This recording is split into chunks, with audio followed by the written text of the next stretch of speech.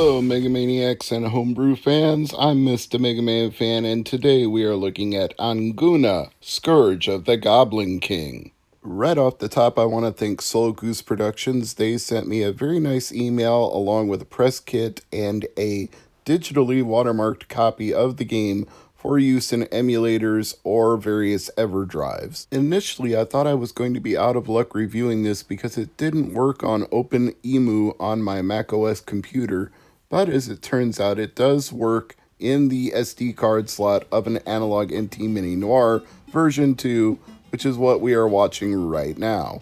This game started out on Kickstarter with a modest goal of $6,502 for fundraising to complete it, and vastly exceeded that target, reaching $40,435. I think that's because Nathan Talbert, the programmer of the game, largely had a complete game. He just needed the additional funding to get physical cartridges made, boxes printed, manuals inserted, and all of that good stuff to make a complete package to sell to people. So congratulations to him on having a game ready to go and then crowdfunding it to take it the extra step. That's the kind of Kickstarter that is really good to get behind when they're not overpromising and under-delivering. In this case, he did the exact opposite. He set a very small goal and exceeded it, and now he has something that they're tweaking to get ready to ship in November 2021. That's their estimated timeline for delivery, so if it goes awry, I'm not responsible for that. You'll have to be a Kickstarter backer to check their updates, and if you're not, you're just watching this homebrew review, which I'm doing right now, completely independent of the Kickstarter. I didn't back it. I didn't know about it until they were sending out press copies of the cartridge. I contacted them on Twitter, and they said they were already out of the physical carts, but I could have this ROM for testing purposes, and here it is. If you're already getting a Legend of Zelda meets The Binding of Isaac type vibe from the gameplay you're seeing, you wouldn't be wrong.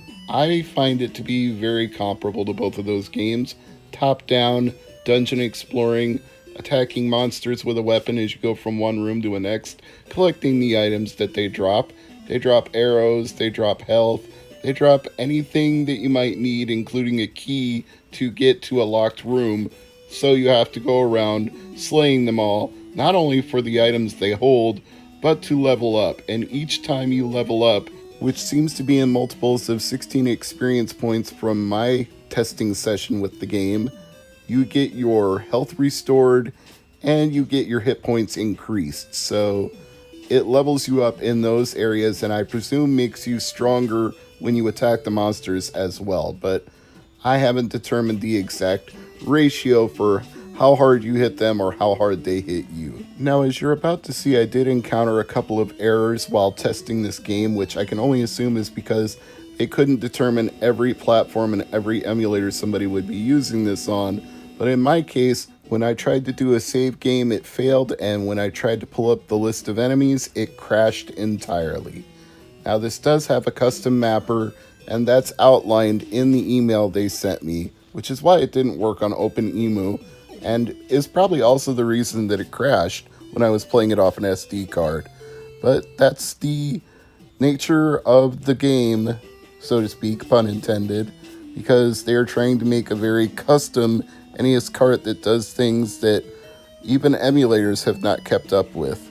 It uses the GT-ROM mapper, which has a memory chip specifically for new NES games, such games as The Incident, Spookotron, Project Blue, Tailgate Party, and I have to admit I've played none of those. But what it does is provide the ability to do flash-based memory saves that are not held by a battery, so you don't need to worry about a leaking battery inside the cartridge. You just save to the flash memory, and then you can start up again at any time. You will never need to open it up and change battery out or worry about losing your data. Or at least that's their claim for the GT-ROM mapper. It may be as good as that, it may not. I can't offer any evidence one way or the other. That's what it says in the press kit. As for the game itself, I can say they've got something good here. Nathan Talbert has made Anguna for a lot of different systems over the years.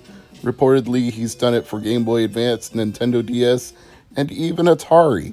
I'd like to try some of those other versions and see how they stack up compared to the NES version, because even though this is just a demo ROM and this may not be the finalized version, they say it's pretty close to final. They might still tweak it, they might not. It seems like they've got a really good game here. I enjoyed it and got sucked into it immediately. I found myself reverting back to tropes from other games where you have to level up. I would kill all the monsters in a room, leave the room, and then make them reset so I could kill them again. Basically farming them from experience, something I've been doing in role-playing games for, decades now. And it works. As long as the monsters respawn right where they were before, you can just slay them again. Sometimes the rate at which they respawn can vary, but in this game, at least, it's instantaneous. So if you want to level up quick, you can just find those blue monsters that look like, I guess they kind of look like blue slimes or blue ghosts, and slay them repeatedly to get yourself up. But then you might find that the rate at which you can level up decreases because they only give you a limited amount of experience points.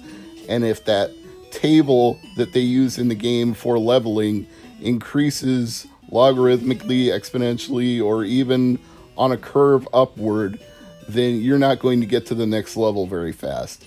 It's like in Final Fantasy VII, the guy who infamously decided to level up both Cloud and Barret to 100 in only the first reactor in the game. That gets very, very hard because you're getting a very small amount of experience from those early boss encounters, early enemy encounters, and you might be leveling up pretty quick early on, but once you get into the 20s, 30s, 40s, it might take you a few hours to get to the next level. 50s and 60s, it might take you half a day. You get up to those 80s and 90s, you might be grinding for a whole day round the clock just to get enough experience to make the next level, which is why it was such an epic and also such a foolish thing to do, but somebody decided to prove it could actually be done. If you want to know more about that, Cybershell has a video on YouTube talking about this called An Internet Hero. That's not an endorsement of Cybershell. I'm neither for nor against. Some people like him, some people don't. I just found it to be a very fascinating video about a very ridiculous thing somebody did just to prove a point. Back to Anguna. This is a game that I look forward to playing in physical form. I have already contacted the developers and said if they make extra copies beyond the Kickstarter goals for the backers, I would like to get one later on down the road. And I do sincerely mean that because I had a lot of fun playing this game. Once I discovered the bow and arrow and found out I could kill the dragon with it, it really, pardon the pun, opened up the game. Not just because I had a new way to attack the monsters, but because once I defeated the dragon, it opened up the overworld outside of the dungeon, and I could go exploring and encountering new enemies, and I hope eventually finding like a village where I can rest and save and heal myself, or talk to some NPCs, or maybe equip myself with new weapons, some armor. Who knows what mysteries Anguna might hold in the great unknown. I didn't even know going in that I was going to get equipped with a bow and arrow. I thought I was just going to be stuck with my puny little sword, so clearly there are hidden depths to the game beyond what you get in the opening screen.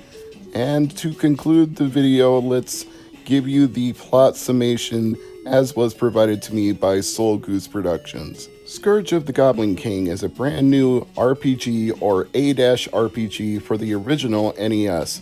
Drawing clear inspiration from The Legend of Zelda, Anguna also takes inspiration from forgotten games like Deadly Towers. The player must traverse the world in order to locate the Goblin King, a task which involves collecting items and power-ups along the way. Find ways to cross rivers, navigate rooms of darkness, and get past obstacles in the terrain. Anguna features real-time combat as the nameless hero squares off against lesser enemies and fearsome bosses, and culminates in a final battle with the Goblin King himself. And I can't wait to see what that Goblin King looks like, so I'm going to keep playing and hopefully figure out some way to save the game, but if not, I'll just have to buy a physical copy and do saves on the flash memory that comes inside of it. I'm Mr. MegaManFan. Thank you to Nathan Tolbert. Thank you to Solid Goose Productions. And thank you to the 6502 Collective for publishing the game. It's a lot of different people involved that are all making this work. And of course, you can find Nathan Tolbert at Bite the Chili Productions. I've linked to all of those things in the video description below. Thanks, and I'll see you next week for another Homebrew review.